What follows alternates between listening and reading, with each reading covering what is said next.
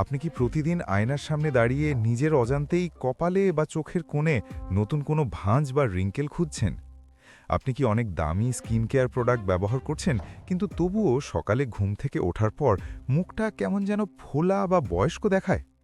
এখনই একটা গভীর শ্বাস নিন এবং ভাবুন তো, আপনি দিনে ঠিক কতক্ষণ ঘুমান? গড়ে 7 থেকে 8 ঘন্টা। তার মানে আপনার জীবনের 1/3 সময় আপনি একটা জিনিসের উপর মাথা রেখে কাটাচ্ছেন।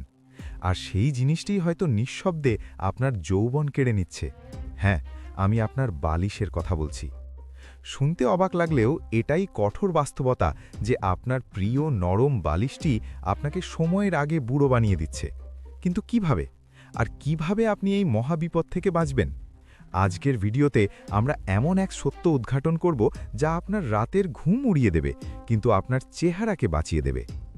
আমরা সাধারণত মনে করি বয়স বাড়লেই চামড়া ঝুলে যায়, কিন্তু আপনি কি জানেন বালিশের সাথে আপনার মুখের ঘর্ষণ প্রতিদিন আপনার ত্বকের কোলাজেন ভেঙে দিচ্ছে?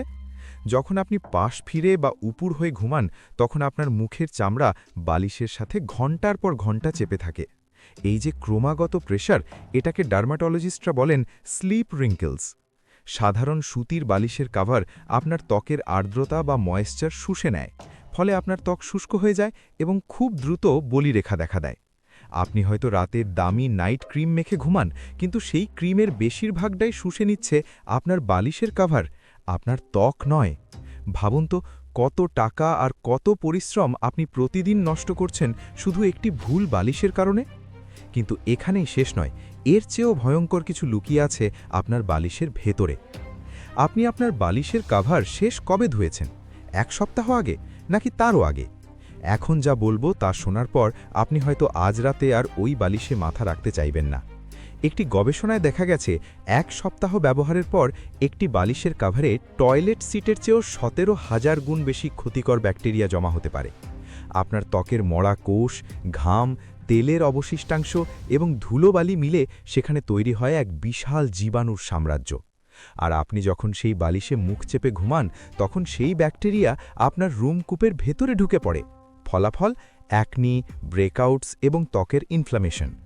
এই ক্রমাগত ইনফ্লামেশনই আপনার স্কিন টিস্যুকে ড্যামেজ করে, আপনাকে বয়সের তুলনায় অনেক বেশি বুড়ো দেখাতে সাহায্য করে।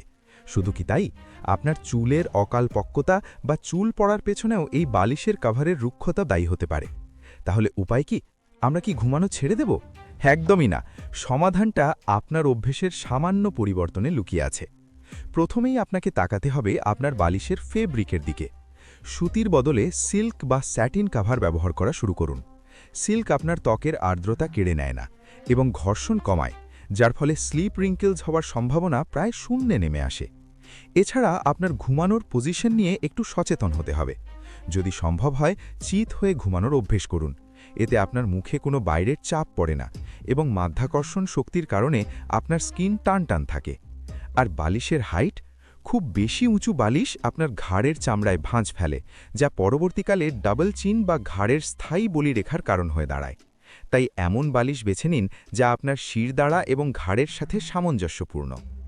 আপনার বয়স কত দেখাবে তা অনেকটা নির্ভর করে আপনি আপনার শরীরকে কিভাবে বিশ্রাম দিচ্ছেন তার ওপর। আজকের এই ভিডিওর পর যখন আপনি রাতে ঘুমানোর জন্য বিছানায় যাবেন, তখন আপনার বালিশটির দিকে একবার ভালো করে তাকান। ওটা কি আপনার পরম বন্ধু, নাকি আপনার সৌন্দর্যের গোপন শত্রু? আপনার একটি ছোট্ট সিদ্ধান্ত, হয়তো একটি সিল্কের কাভার কেনা বা শোয়ার ভঙ্গি পরিবর্তন করা, আপনার চেহারায় 5 থেকে 10 বছরের পার্থক্য গড়ে দিতে পারে। এই তথ্যটি আপনার সেই বন্ধুর সাথে শেয়ার করুন যে সারাক্ষণ স্কিন কেয়ার নিয়ে চিন্তিত, কিন্তু তাও ভালো রেজাল্ট পাচ্ছে না। আপনার বালিশ কি আপনার প্রিয়, নাকি আপনি আজই এটি পরিবর্তন করছেন? কমেন্টে আমাদের জানান।